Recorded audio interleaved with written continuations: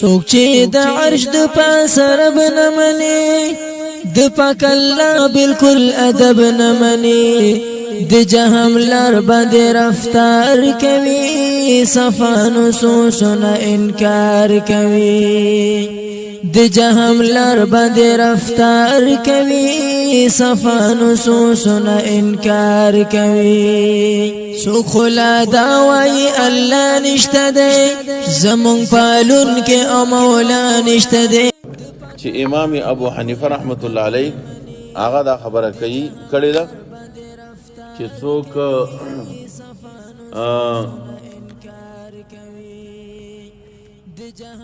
دا خبره کوي چې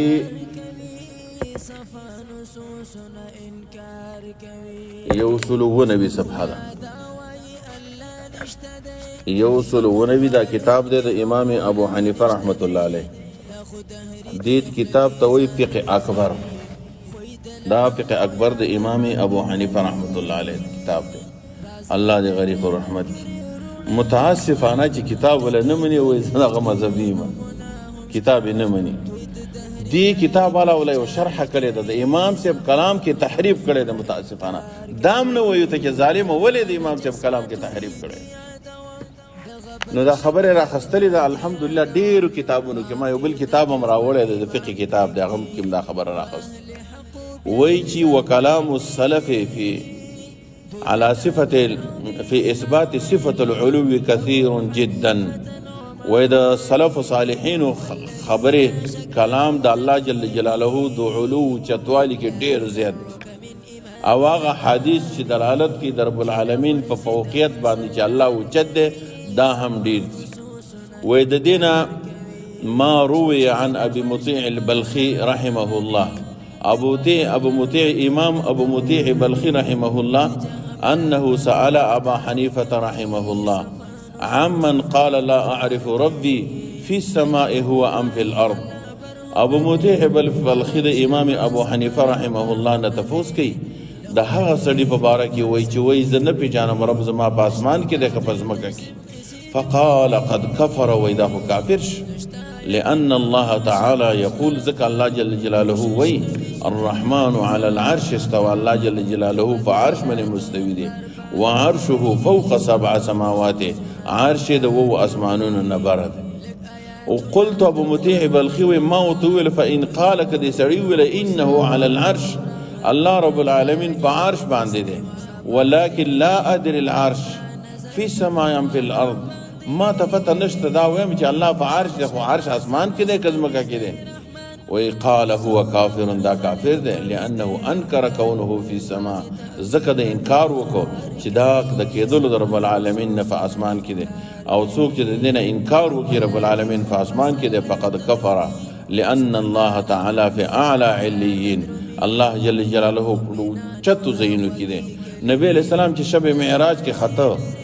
معراج ته نبی علیہ السلام ته چالته رب له ملاقات له موسی علیہ السلام چې کوه تور ته ملاقات له رب العالمین بر دې رب العالمین منګ او تاسو چې دعا کو کوم طرف تلاش نیس لاندې زمکه تلاش نیس کنه یو طرف بل سیر تلاش ذکر بر اسمان ته نیس زکدا دې دلالت کوي چې رب العالمین بر دې په اسمان کې دابل کتاب دې امام طحاوی رحمت الله علیه کتاب لیکل دې په عقیده کې هغه ته العقیده الطحاویه وایي بیا د غیر رسته یو عالم دی حنفی عالم دی هغه له شرح کړی ده امام ابن ابي العز حنفی هغه حنفی عالم دی او د دې فقه اکبر شرح کړی ده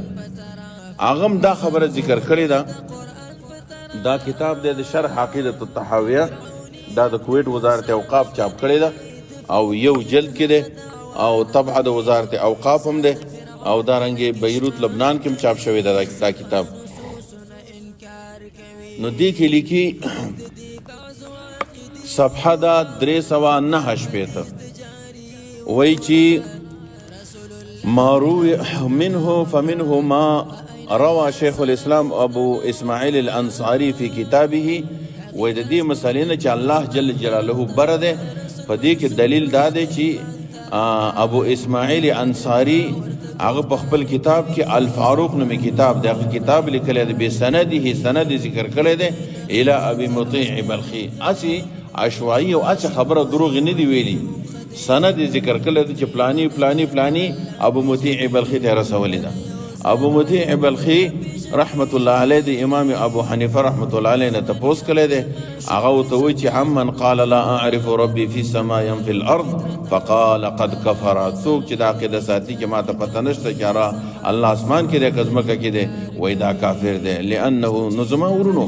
الله جل جلاله په عرش باندې مستوي دی، بره اسمان کې دی، د وو اسمانونو نه بره عرش دی، د عرش د پاس رب العالمین دی کما یلیق بجلاله. زمونږ په دې ایمان دی. نور څه نه دي راغلي به کتابونو کې علماو نور څه نه دي لیکلي. عرش د پاسه دی، موږ په ایمان لرو.